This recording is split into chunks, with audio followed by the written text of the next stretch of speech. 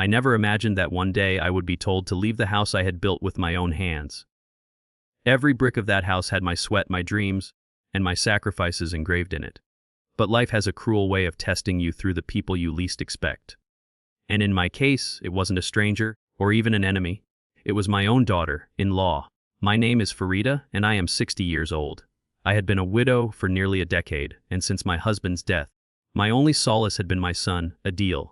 He was my pride, the reason I kept pushing forward despite the loneliness that crept into my nights. When he married Samina 3 years ago, I welcomed her like a daughter. I thought she would fill the emptiness of my life with laughter and warmth. I gave her every bit of love I had stored in my heart, the love I could no longer give my late husband. At first, things were fine. She seemed sweet, polite, and respectful. But as time passed, her mask slipped. Subtle comments turned into sharp taunts. Small disagreements turned into bitter arguments. And slowly, I began to feel like a stranger in my own home. It started with little things. She would rearrange the kitchen and say, "Amy, times have changed. We don't cook like this anymore." Or she'd mock the furniture I had bought with my husband decades ago, saying, "This place feels so outdated." I would brush it off, thinking she was young and entitled to her opinions. But soon her words carried more venom. One evening, as I sat on the veranda knitting a sweater for the coming winter, I overheard her whispering to Adil inside the living room. Her voice was low, but bitterness laced every word. "Your mother interferes too much. I can't live freely here. This isn't her house anymore, it's ours. You're the man of the house, Adil. You need to decide." My hands froze mid-air, the yarn slipping from my fingers. For a moment, I thought I had misheard. My son, my Adil, tried to calm her down. "Samina, she's my mother. She has no one else in this world but me. Don't talk like that." But Samina wouldn't stop. Exactly. "That's the problem. She clings to you like a shadow. I married you, not her. Either she goes or I go." I felt my heart pounding in my chest, each word striking me like a dagger. Tears welled up in my eyes, but I wiped them quickly, unwilling to let them see me break. Later that night, I pretended to sleep as I heard their footsteps pass my room. Adil peeked in, and for a moment his eyes lingered on me with guilt. I knew then. My son was torn between the woman he loved and the woman who gave him life. The next morning, Samina didn't bother with pleasantries.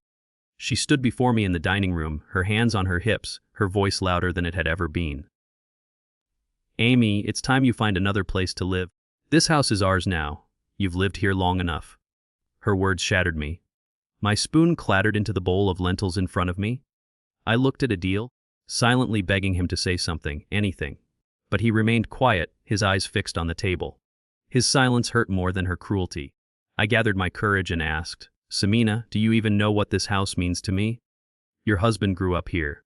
Every corner has a memory. How can you ask me to leave my own home?" She sneered, her lips curling with disdain. "Memories don't pay the bills, Amy. Times have changed. You should be practical. Go live with your relatives, or maybe rent a small place. You'll be fine." My chest tightened, and I felt as though the air had been sucked out of the room. I wanted to scream, to remind her that this was my husband's house, built with years of labor, not hers. But the weight of betrayal pressed me down. That night, as I lay awake staring at the ceiling, I made a silent promise to myself. I would not beg. I would not cry before her. If she wanted me gone, then she would see a side of me she never imagined. I may have been old, but I wasn't weak. She thought she could silence me, erase me from my own home. But what happened next would silence her instead. My mind began to weave a plan. I remembered the property documents tucked away in a steel box inside my cupboard, documents that bore my name. Mine, not Adil's, not Samina's. This house legally belonged to me. They had forgotten that. And soon, they would learn a lesson they'd never forget. But before I could act, I needed to test my son. I needed to know if there was still a piece of his heart that belonged to me. If he truly loved me, he would stand by me, and if he didn't, then perhaps I had already lost him long ago. The next morning I called Adil into my room. My voice trembled slightly as I asked, "Beta, if I left this house, would you come with me?" His eyes widened, panic flickering across his face. "Amy, why would you say that? This is your home." I looked deep into his eyes, searching for the truth behind his words. "Then why do you stay silent when she insults me? Why do you let her tell me to leave?" He lowered his gaze, shame etched into his features. "Ami, I just want peace. Please don't make me choose between you and her." My heart sank. The answer was clear. And at that moment, something inside me hardened. If my own son couldn't defend me, then I would defend myself. Samina thought she had won, but she had no idea who she was dealing with, because this battle had only just begun. The following days passed with a tense silence hanging in the air like a storm cloud about to burst. Samina walked around the house with an air of victory, her bangles clinking louder than usual, her footsteps deliberately heavy. She barely acknowledged me, except when she wanted to remind me that my presence was unwanted. Adil, caught between us, avoided eye contact, retreating into long hours at work and late returns. But what Samina didn't realize was that while she played her petty games, I was already steps ahead. I had unlocked the steel box late at night when everyone was asleep, the tiny key hidden in a place only I knew. The crackle of old papers, the smell of aged ink, it was all there, the original property documents, the title deed, the will my husband had left in my name. Every detail confirmed what I already knew. The house was legally mine.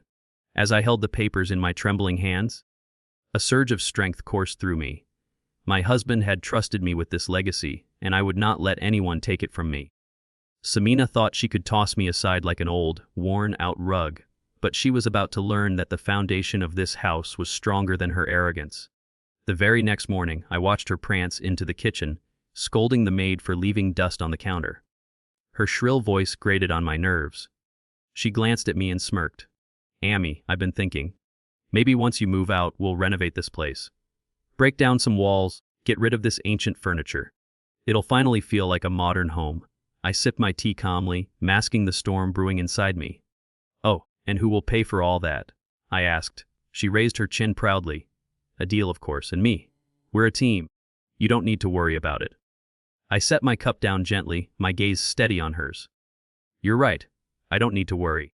But neither should you." Her brow furrowed, but before she could retort, I rose from my chair and walked away, leaving her confused. Inside, I was smiling. The time would come soon, but first, I wanted her arrogance to grow.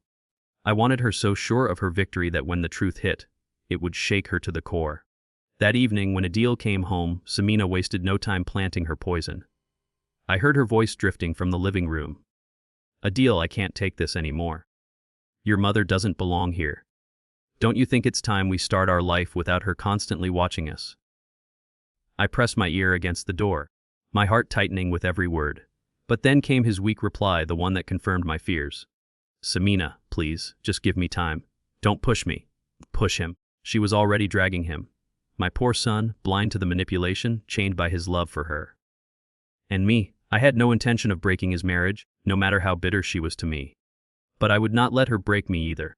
The next day, I visited an old friend, Rashida, a retired lawyer who had handled my husband's paperwork years ago. Her small office was cluttered with books and files, but her sharp mind was as clear as ever. "Farida, you've kept these papers safe all these years?" she asked, adjusting her glasses as she examined them. I nodded. "My daughter-in-law wants me out of my house, Rashida. I won't fight her with anger but with truth. Tell me, am I still the sole owner?" Rashida looked up, her eyes firm. "Yes, you are. No one can force you out, not even your son. Unless you willingly transfer ownership, this house is yours. Don't let anyone tell you otherwise." Relief washed over me, but so did a pang of sorrow. Why did it have to come to this? Why did I have to defend myself against my own family? Still, I knew what I had to do. That evening, I prepared dinner as I always did, lamb curry, rice, and fresh naan. Samina walked into the kitchen, wrinkling her nose. "So oily, no wonder Adil is gaining weight. You should stop cooking so much." I smiled politely. "Don't worry, Samina. Soon, you won't have to complain about my cooking at all." Her eyes lit up, mistaking my words for surrender. She probably thought I was preparing to leave. Little did she know it was the calm before the storm. When dinner was served, I waited until everyone was seated. The aroma of the curry filled the room, but tension hung heavier. Samina dug into her plate, speaking carelessly. "You know, Adil, once Amy moves out, we should hire an interior designer. Maybe even build a small office space for you. It'll finally feel like our home." I placed my spoon down, my voice steady but sharp. "This house is not yours to change, Samina. And I am not moving out." The clatter of her spoon against the plate echoed as she froze, her eyes wide with shock. Adil looked up too, confusion etched on his face. "What do you mean?" Samina scoffed. "You already said you'd leave." I leaned back, my gaze unwavering. No, I didn't, and I never will. This house belongs to me, legally. The papers are in my name, your husband knows it, and now you do too. The room fell into stunned silence. Samina's face drained of color, her lips trembling with rage. Adil stared at me, his mouth opening but no words coming out. I continued, my voice calm but firm. You thought you could push me out, but this house was built by my husband and entrusted to me. You have no claim here. If you don't like living with me, you are free to leave, but I am not going anywhere.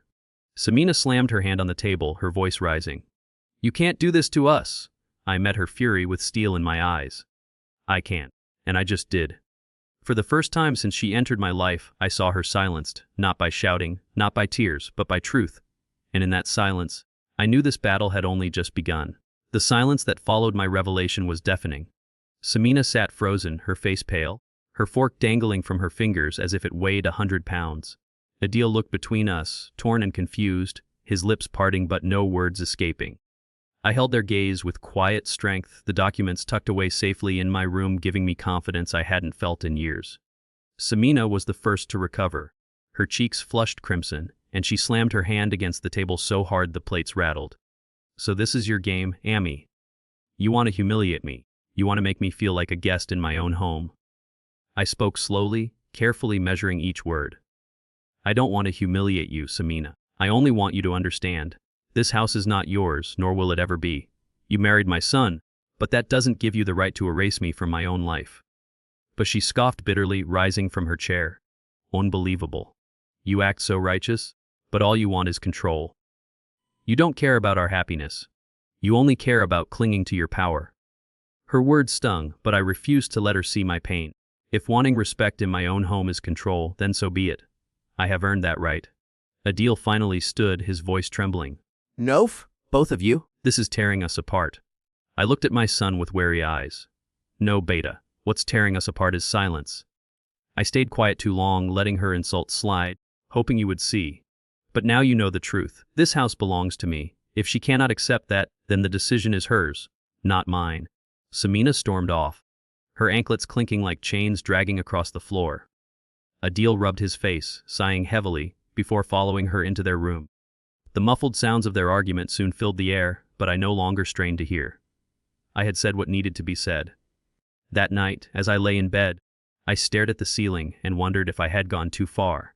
I loved my son dearly, and the last thing I wanted was to destroy his marriage. But could I really let myself be cast out into the world like some unwanted burden? No, my dignity was not negotiable. The next morning, Samina emerged from her room dressed to perfection, her lipstick bright, her smile forced.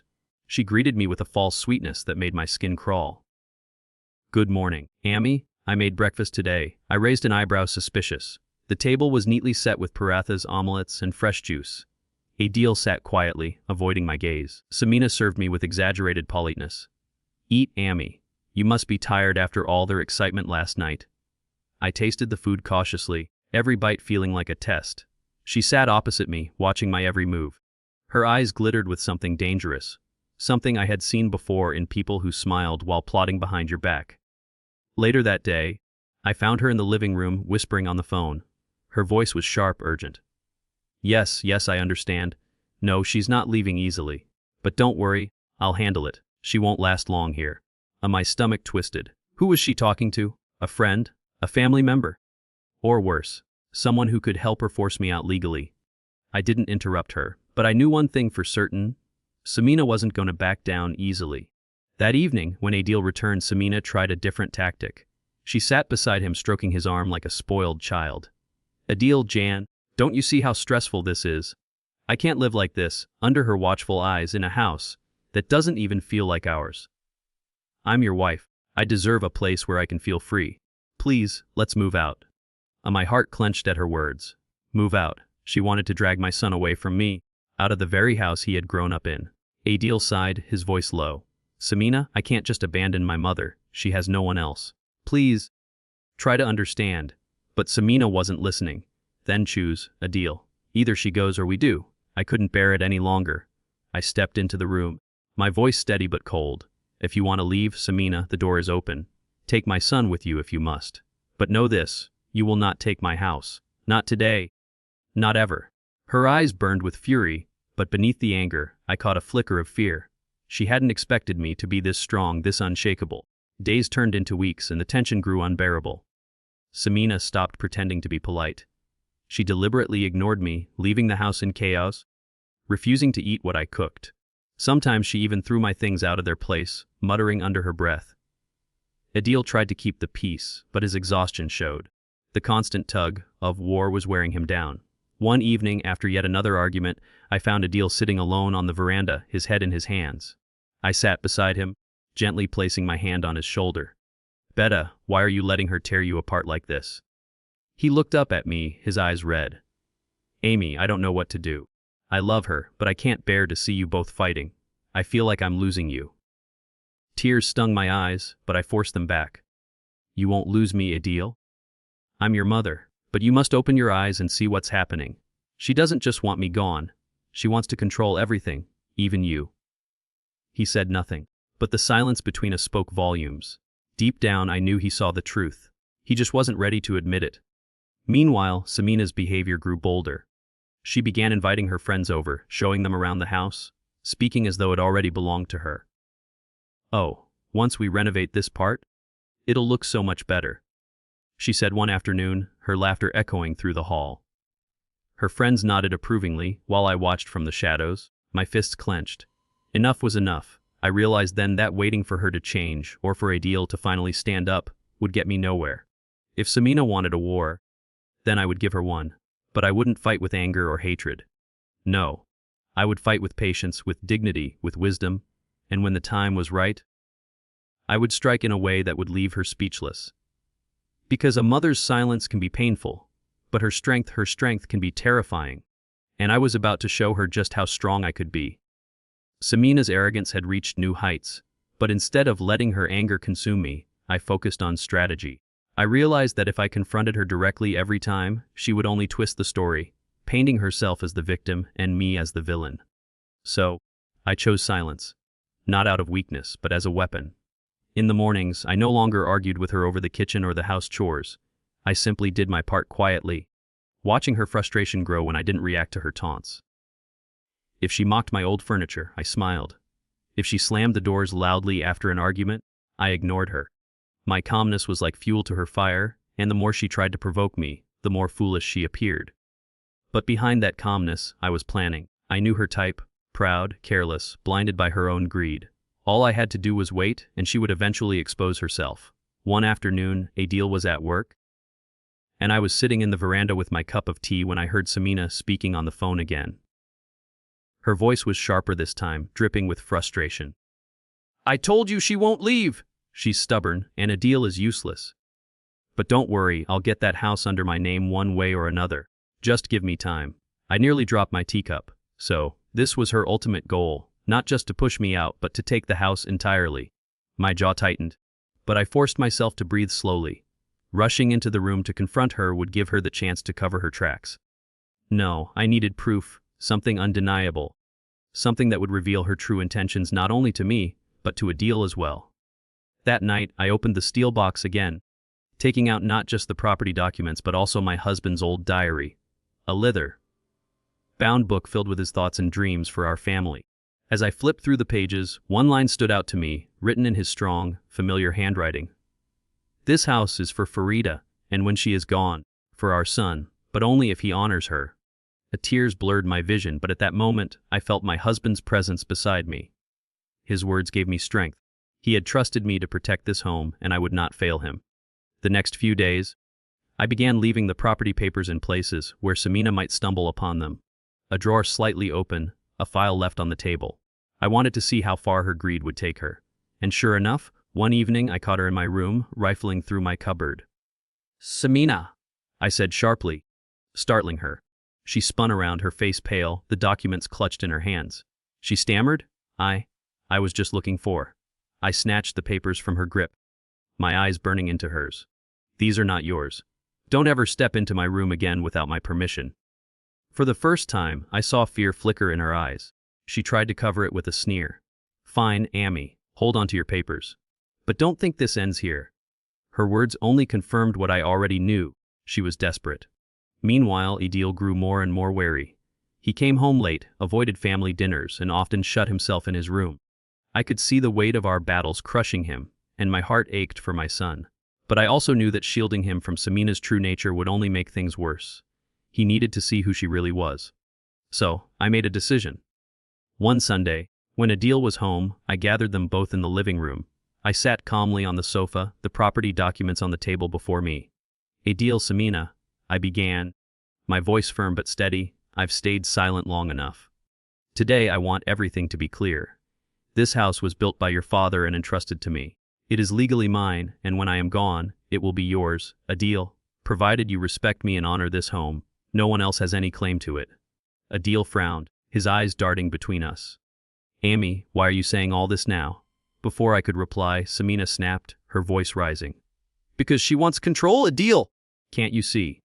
She's playing with your emotions. She doesn't want us to live freely. She wants to hold this house over our heads forever. I didn't flinch.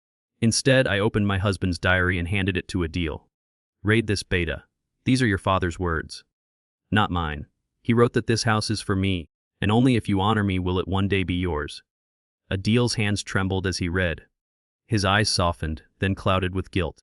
Samina, these are my father's words. We can't just ignore them. The Samina's face twisted with rage.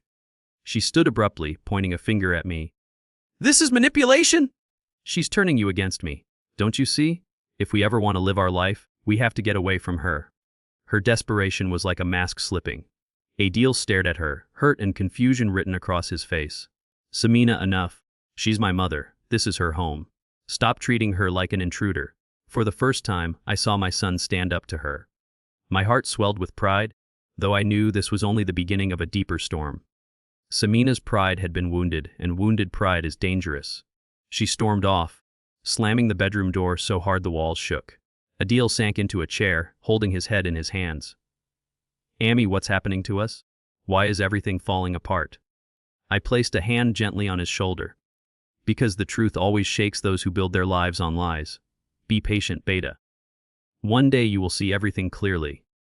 And as I spoke those words, I knew the final showdown was approaching. Samina wouldn't stop until she had tried every trick, every scheme. But I was ready, because she thought she was fighting an old, weak woman. What she didn't know was that she was fighting a mother whose love and resilience were stronger than any storm. And soon, her arrogance would be silenced forever. The days after that confrontation were the calm before the storm. Samina stopped speaking to me entirely, her silence sharp and venomous. She moved around the house like a queen exiled from her throne, her eyes cold, her lips pressed into a thin line. Adil tried desperately to bridge the gap between us, but his attempts fell flat. He was stuck in the middle, torn apart by two women he loved in different ways. But I could feel it. Samina wasn't retreating. She was planning. One evening, I was preparing dinner when I heard the sound of hushed voices from the veranda. Curiosity tugged at me, so I quietly stepped closer. Samina was on the phone again, her tone urgent, trembling with restrained anger. I told you it's not working. She has all the papers.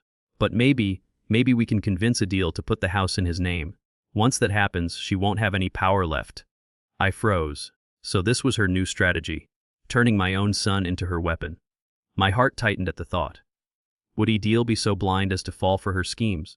I knew he loved me, but love has a way of bending under pressure. That night, when Adil returned, she began her performance. She sat beside him with tears glistening in her eyes, her voice soft, fragile. Adil, Jan, I don't feel secure here. Your mother doesn't like me.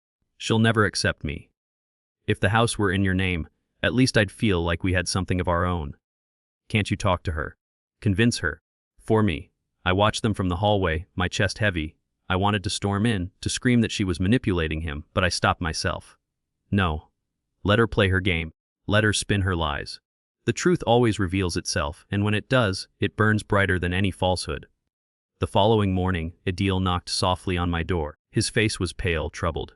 Amy, can we talk? I nodded, bracing myself. He sat down beside me, fidgeting with his hands. Amy, Samina feels insecure here. She thinks maybe if the house was in my name it would bring peace. Would you consider, just consider, transferring it? My breath caught. For a moment, I couldn't believe my ears. My son, my own flesh and blood, asking me to give up the very home his father entrusted to me. I closed my eyes, steadying the storm inside me, then looked at him with quiet pain. Adil Beta? I whispered. Do you remember when you were 10 years old? And you fell from the tree in the backyard? Who carried you to the hospital? Who stayed awake by your bed for 3 nights until you healed? He looked at me, confused. You did? Amy. And when your father died, who kept this house running?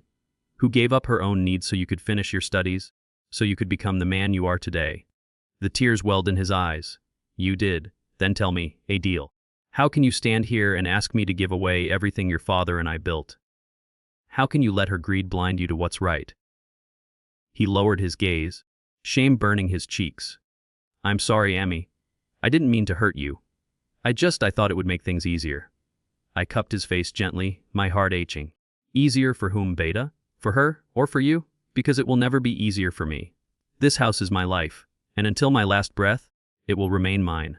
Adil broke down then, his tears falling into my lap. I don't know what to do, Ami. I feel like I'm losing everything. I stroked his hair, whispering, You're not losing me, but you are being tested. And if you let her greed control you, then you will lose more than just this house. You will lose yourself. That day, something shifted in him. I could see it in the way he looked at Samina, the way doubt flickered in his eyes when she spoke. He was beginning to see the cracks in her mask. But Samina, sensing her grip slipping, grew more desperate. She stopped hiding her disdain for me. If I sat in the living room, she turned on the TV loudly. If I entered the kitchen, she stormed out. She began poisoning the air with sharp comments whenever Adil was present. Your mother will never accept me. She'll always treat me like an outsider. Maybe I should just leave. One evening, after another heated exchange, Adil shouted for the first time. Samina, stop it! Stop blaming my mother for everything. She's done nothing but love me, love us, and you treat her like she's the enemy. This has to end. Her face twisted with shock. She hadn't expected him to raise his voice. For the first time, I saw fear in her eyes, real fear. She realized she was losing him. But she wasn't finished yet. That night, I heard her weeping in their room, her voice laced with venom as she pleaded, Adil, please, I can't live like this. Either we move out, or I will leave you. Choose. My heart stopped. I stood outside their door, trembling. My son's voice came after a long pause, low but firm. If you want to leave, Samina, then leave. Because I will not abandon my mother. Tears flooded my eyes. For the first time in weeks, I felt a weight lift from my chest. My son had chosen me, chosen truth, chosen honor. The next morning, Samina emerged with swollen eyes, her suitcase dragging behind her. She looked at me one last time, hatred etched deep into her face. This isn't over, Ami. You think you've won, but you'll regret this. I stood tall, my voice calm. No, Samina. The only one who will regret is you, for throwing away a family, a home, and a husband who loved you. I hope one day you realize what you've lost. When she slammed the door behind her, the echo reverberating through the house, Adil stood there, his face a mixture of pain and relief. He came to me, embracing me tightly. Ami, I'm sorry. For everything. You were right all along. I held him close, my tears soaking his shoulder. You don't need to apologize, Beta. You only needed to open your eyes. And now, you finally have. But deep inside, I knew Samina wasn't gone forever. Her pride wouldn't allow it. She would return one way or another. And when she did, she would find me stronger than ever. The house felt strangely quiet after Samina left. The constant tension, the sharp words, the daily battles, all of it had vanished, replaced by an uneasy silence. For the first time in months, I could hear the birds outside again, the creak of the old wooden doors, the faint hum of the ceiling fan. Peace had returned, but it was the fragile peace that follows a storm, when the air is heavy and you know the clouds might gather again. Adil tried to settle back into routine, throwing himself into work during the day and sitting with me in the evenings. He smiled more now, though there was still sadness in his eyes. Amy, he said one night as we shared tea on the veranda. I didn't realize how much damage she had done to us. I feel like I was living in a fog. I patted his hand gently. Beta, love can be blinding. What matters is that you've opened your eyes now. Don't punish yourself for being human. But even as I said those words, I couldn't shake the nagging thought. Samina was not the type of woman to simply vanish from our lives. And I was right. A few weeks later, she returned. Not with a suitcase this time, but with venom. She showed up at the gate, her face set in stone, her voice sharp. Adil, we need to talk. I stayed back, watching from the veranda as my son went to meet her. She began her performance instantly, tears streaming down her cheeks, her words tumbling out in a desperate rush. Adil, I made a mistake. I was foolish, I was insecure. I miss you, I miss us. Please, give me another chance. My son hesitated. I saw his heart struggling against his mind. He had loved her deeply, after all. But before he could answer, I stepped forward. Samina, I said, my voice cutting through the air like a blade, this house will not welcome you back unless you change. Do you understand? Not your tears, not your apologies, not your lies. Only true respect and sincerity will open these doors for you again. Her eyes narrowed, the mask slipping for a fraction of a second. But then she forced a smile. Of course, Amy. I'll do anything. Adil looked at me, torn. I sighed softly. Beta, if you believe she deserves another chance, then give it. But remember, love without respect is poison. If she hasn't learned that yet, you'll see it soon enough. Reluctantly, he let her return, and for a while she behaved. She cooked, cleaned, even spoke to me politely. But her nature was like fire hidden beneath ashes. It couldn't stay buried for long. One evening, as I walked past their room, I overheard her again, her voice dripping with venom. I can't live like this forever. She'll never die. She'll never leave. If we don't take that house soon, we'll be stuck like this forever. My blood ran cold. There it was again, her obsession with the house, with ownership, with power. She hadn't changed at all. I knew then that I had to end this once and for all. Not just for me, but for my son. The next day, I invited both of them to sit with me in the living room.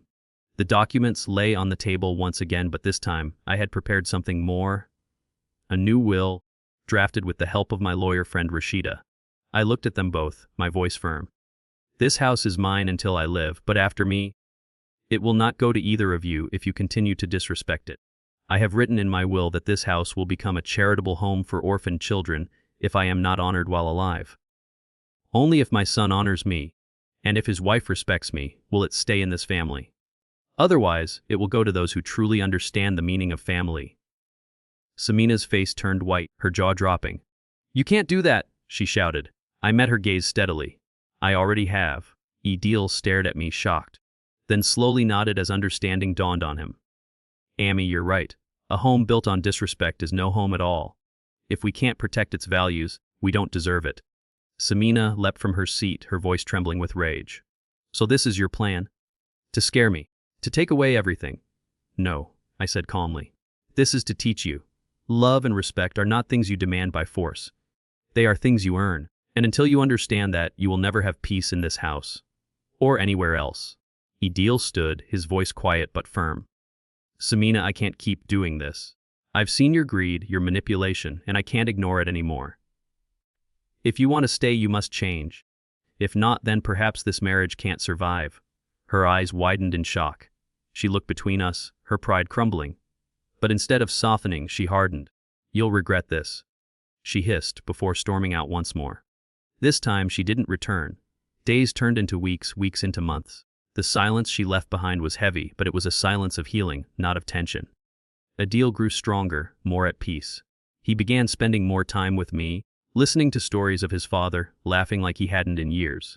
And as for me, I finally felt free. Not because Samina was gone, but because I had stood my ground. I had shown her, and my son, that dignity cannot be stolen, that a mother's strength is not something to be underestimated. One evening, as the sun set and painted the sky in shades of gold, Adil sat beside me, resting his head on my shoulder like he used to when he was a boy. Amy, he whispered, thank you for never giving up, on this house, on me, on us. Tears filled my eyes as I kissed his forehead. A mother never gives up, Beta. We fight not with fists, but with love, patience, and strength. And in the end, that is what silences even the loudest voices. And with that, I knew the battle was over. Not because I had won against Samina, because I had protected my home, my son, and my dignity. The house stood tall behind us, its walls filled with memories, its foundation rooted in love. It had withstood storms before, and it would withstand many more. But one thing was certain, no one would ever again demand that I leave my own house. Because this was more than a house. It was my life, my legacy, and my victory.